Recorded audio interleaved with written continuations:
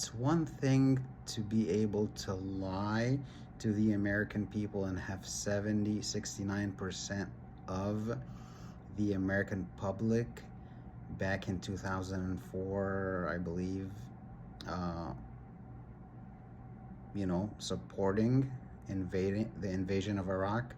It's another thing to invade Venezuela without absolutely having to lie to anyone. We're not convinced. We're not convinced. This time around, 70% of the American public don't want to have anything to do with Venezuela. You didn't even bother to lie to Congress. You're actually just deciding, oh, so this is how it's going to be going forward. I mean, explain that to me.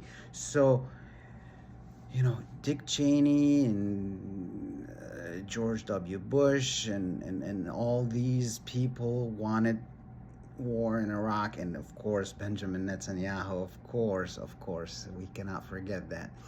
But in order for them to drag the United States of America into a war in Iraq and into $8 trillion in expenses that we just threw away and drained, just whatever, burnt in Iraq, they actually had to do a lot of work. They had to convince, they had to go all over media.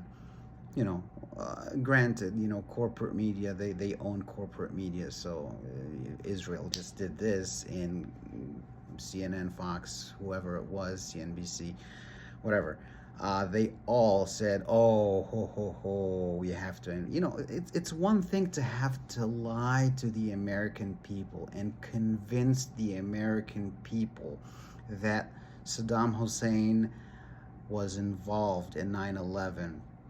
It's one thing to create that lie and for the people of the United States of America to buy that lie and for Congress to actually vote on invading Iraq. It's one thing to do that.